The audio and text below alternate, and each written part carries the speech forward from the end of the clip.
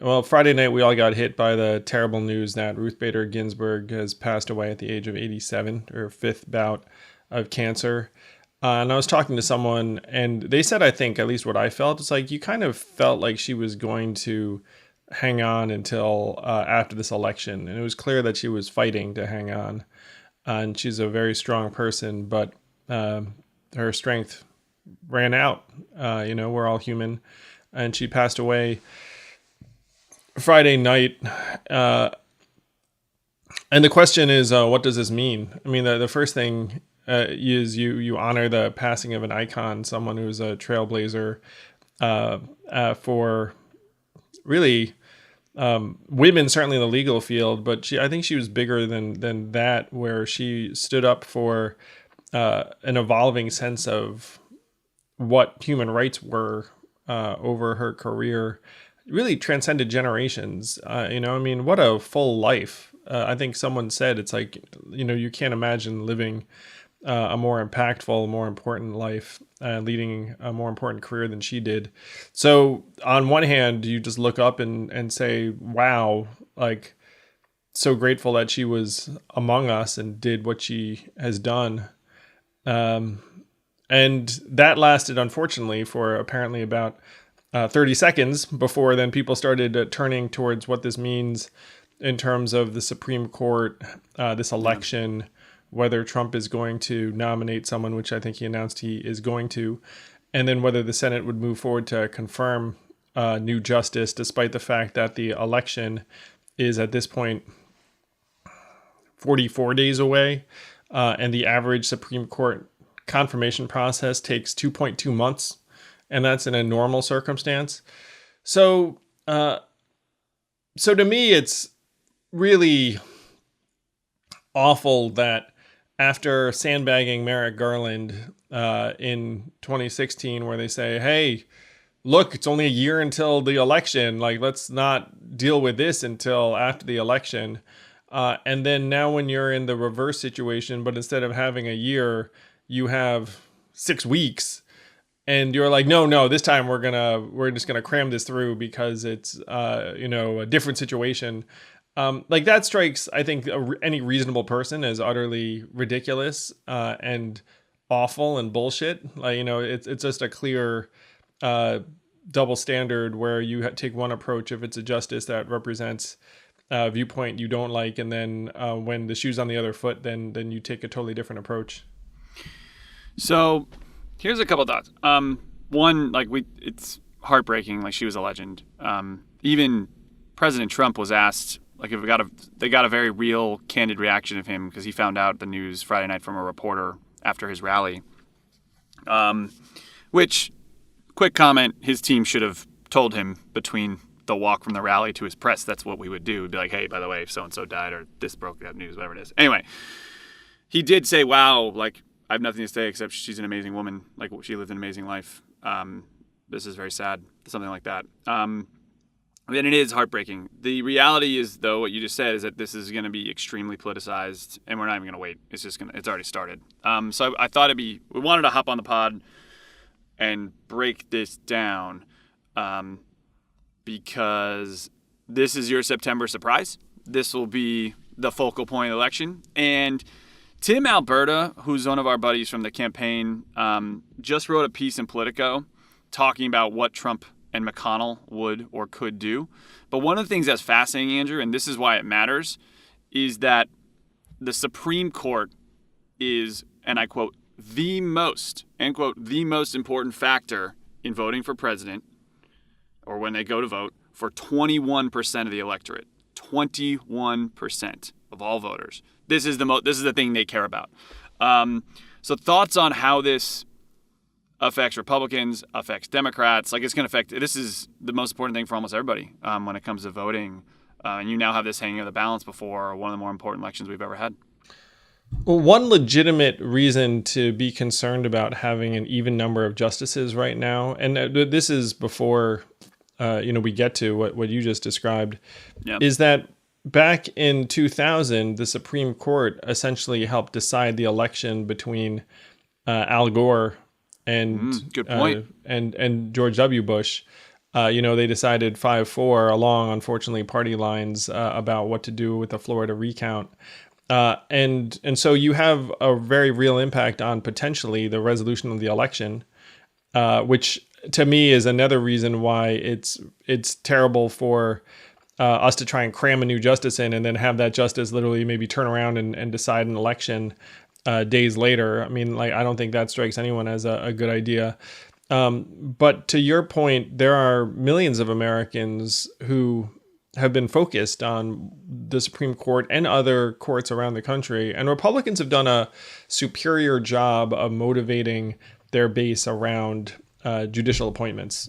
Yes. They're very, very consistent on that. And they care more about non-Supreme Court judicial appointments, I believe, than the other side. And they're smart because those judges end up deciding a lot of things that never even get to the Supreme Court. I mean, it's not like the Supreme Court hears everything, that you have to go through several levels to get there. And that is how Trump won over the evangelical right, is that, hey, you don't have to love Trump, but he's going to stand for conservative values on our Supreme Court. Here's a list of justices I'm going to nominate. He dropped that in May of 2016 before the election. So sorry to interrupt, but that a big reason. No, not at all. You're right.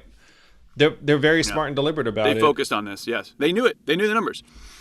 And evangelical voters listen, and they say, look, I can hold my nose and vote for this man because he's going to stand up for the things I care about. If they're against it or whatever they believe in. Yeah. Well, I mean, that's I think the most common issue for folks who are focused on these appointments is pro-life versus pro-choice. That's the big one, yeah. So the question now, if you look at the actual ins and outs of nominating and confirming a Supreme Court justice, you need several Republican senators to say, look, I'm not going to do this, given the timeline, given the circumstances. You need approximately 3 to come out and say that they're not down for this hurry up confirmation process. And there's a real possibility that those 3 Republican senators exist. So if you, and I believe at least a couple of them have already signaled that they are not going to go along with a confirmation process. And some of them are up for re-election right now in really tough races. Susan Collins in Maine is one of them.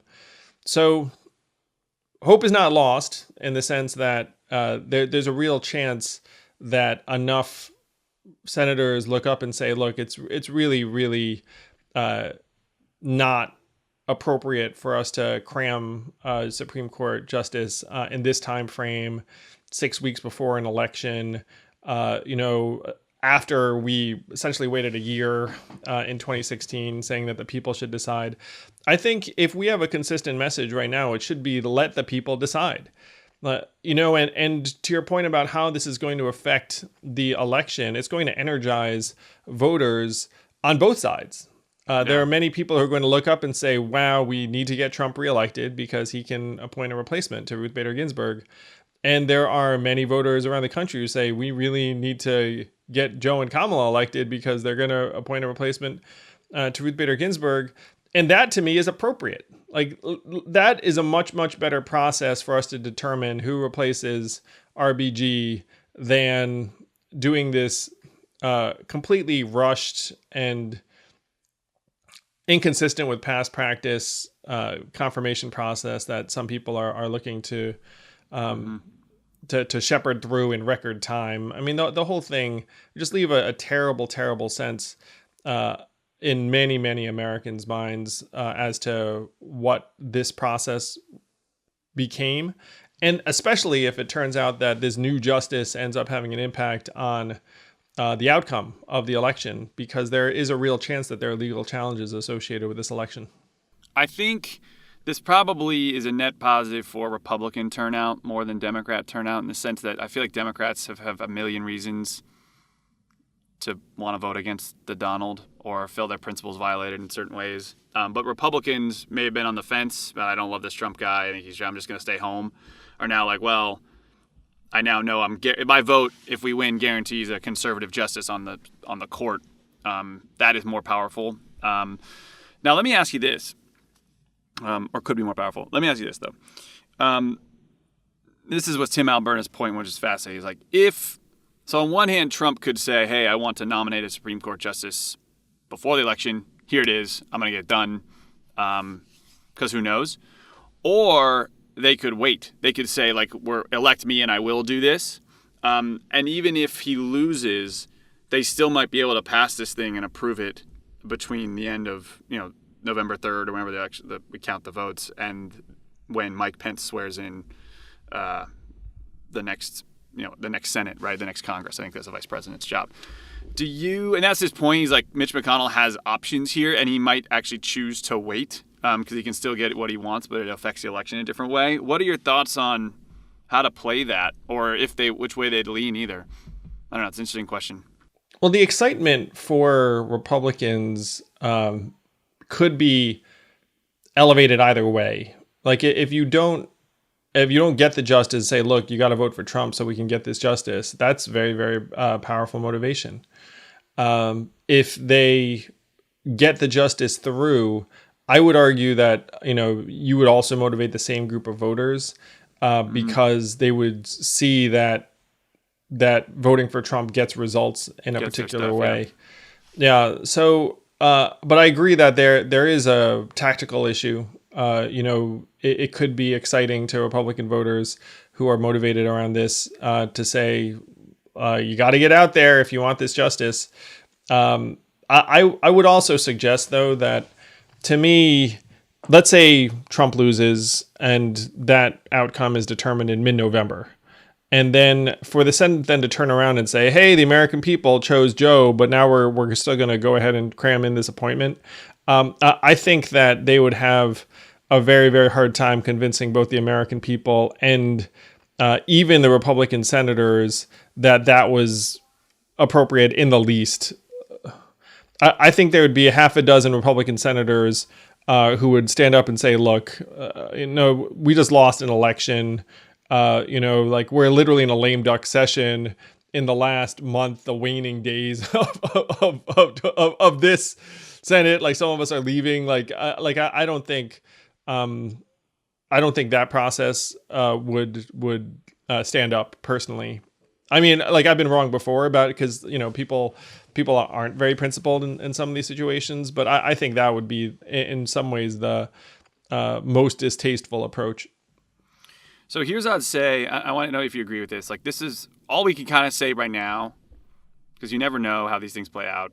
But here's what I'd say to look out for. I don't want your thoughts about it. You think I'm right. I say one, look out for the Republicans to use this, I will say, extremely well to help Trump win in 2020. Because I think Mitch McConnell, while he's a scumbag and the definition of a hypocrite, he's a genius. He is a political genius, if you will. He's a mastermind at winning elections he should not win and getting things passed that should not be passed and doing things the American people do not like or even have any sort of tendency to approve on a majority basis. But I'd say political side from the Republicans is going to use well. I think I'd be interested to see how this engages the women's vote in 2020. That's the second piece of this, because I do think that's what RBG stood for, and that puts this issue front and center on the ballot to me. And then third, I'm really interested in how the Democrats can respond to this without, frankly, looking kind of lame or soft, where it's like, no, don't do it, wait for us, or without looking reactive or passive in a certain way. But those are my three. I don't know, anything to watch out for? What you think? Yeah, the message should be let the people decide. We have an election That's coming up in 6 weeks. One reaction I did see that people were taking right now is to donate to Mitch McConnell's opponent, Amy McGrath. And I would suggest that there are a couple of better things you could do than that. Though that's a very natural emotional reaction. But Amy McGrath's not hurting for money. Money is not helping Amy win right now. She's not going to lose because she didn't have enough money. Yes, extra dollars are not going to make the difference. And there are 9 Senate races open that are closer right now that could use the money. Sorry. That's exactly right. If you're thinking I'm going to donate to Mitch McConnell's opponent, pick one of the other races and donate to them instead. Like Lindsey Graham's opponent, Jamie Harrison's actually neck and neck with him in South Carolina. That's a political earthquake in the making. So you can donate. There are a bunch of other races that make more sense. And the second thing is to try and put pressure on some of these moderate Republicans who are going to be trying to decide whether or not to go along with this hurry up confirmation process. So Mitt Romney's one. Lisa Murkowski is another, Susan Collins is another, and there are a couple of others that I believe are swayable, and that could be for political purposes if they're up for re-election, or it could be just an emotional appeal as like you're their constituent. Let's say you're their constituent and you voted for them and didn't vote for them. Say, look, you're my senator. Like I feel strongly that you should just let the people decide, let the election go. Working on the winnable Senate races and then working on the moderate Republicans who are going to decide this thing, or their opponents, if that's the way you decide to go, then that to me would be like a couple of very concrete things that you could do. Another thing would be just to do more of whatever you're doing now. So, phone bank, call people, text bank, volunteer, make sure and vote, get your friends to register to vote, particularly in swing states around the country. So those are some of the things that I think we should be doing. The Senate looks very, very winnable for Dems this cycle, where they could get a slight majority if they win some of these races. So the Senate races that are close and closer to McGrath's are in Maine, North Carolina, South Carolina, Georgia, Arizona, Michigan, Colorado, Texas, even Alaska. So those are a number of states. Giving you more info, Yank Speaks listeners. So I agree. We learned this a lot when we were running, is that if you actually call your congressman or senator, they don't get a lot of calls like this. So if you're in one of these states and got 5 friends to call, that actually has a way bigger impact than you'd think. Because people are like, oh, you don't listen to people. The people don't actually talk to them very often. So that actually works. Let me ask you this, and I think it's a good way to close, is this feels dark to me. This is a sad day. This is a sad moment.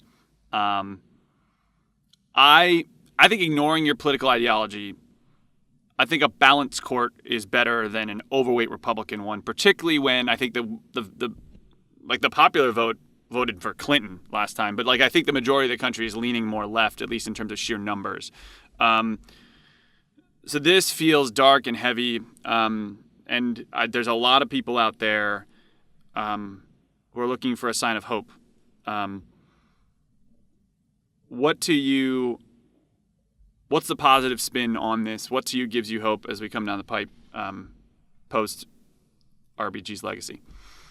First, it really is reflecting on what a tremendous figure and leader she was, just feeling like a sense of history. I mean, Evelyn was incredibly sad to hear of her passing. Just Americans around the country are devastated. And just reflecting on what she means to so many of us, I was actually thinking to myself, wow, her passing... I was trying to think of other people that would have had a similar impact on millions of people around the country, and it's a very, very short list. I mean, she's really one of the sort of the Mount Rushmore of living American figures, and until this week. I think there are a few reasons why we're sad right now.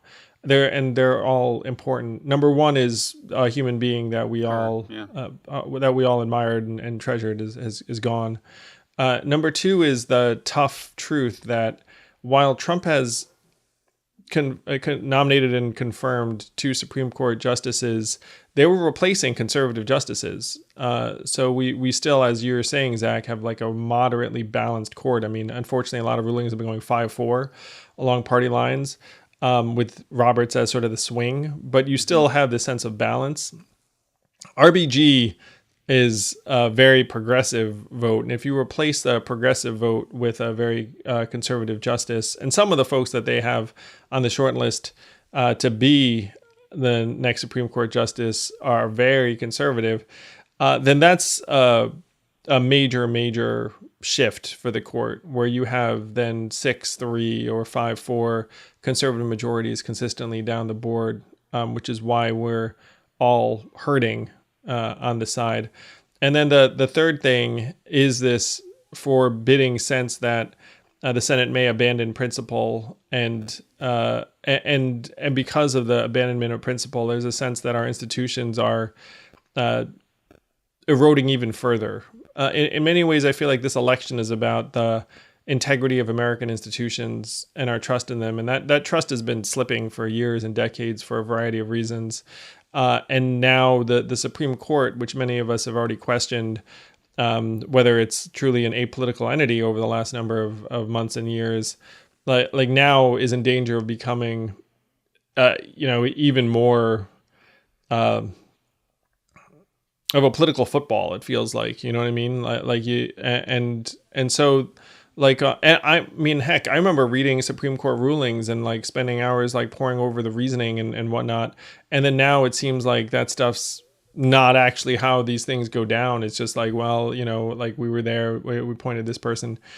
Like I feel like people were like, they had their party line, they were going, and then someone wrote some sort of dissertation or response, wherever it's called, sort of to explaining fill it, in the blanks. Yeah. Like backing into it. And each Supreme Court justice has 4 brilliant clerks who are like some of the best law school grads in the country, that frankly you could get like a pretty good explanation for. You get it right anything. Let's debate. You debated. You take the other side. Yeah, for sure. And there are logical reasons for a whole bunch. I mean, like, whether you agree with them or not, you can find fact to support your opinion all the time. Sorry, keep going. It's like a sinking feeling, the sinking feeling you have, because, like you like to believe that legal reasoning transcends like political beliefs. So these are the reasons why we're all sad, Zach, and like they're all very legitimate, important reasons. Like the thing I would say that you can take away from this, that you could frame as a positive, is that this will make it indisputably crystal clear to everyone on both sides, on any side, how important this election is. Like all of a sudden, you look up and say, wait a minute, there are a lot of fundamental legal rights that you may take for granted now that may actually be changed or called into question in the days to come. And so if there were folks who were on the fence about getting out there and voting on either side, and there is this instinct that you suggested before, that Tim suggests, that's like that this is going to energize one side more than the other.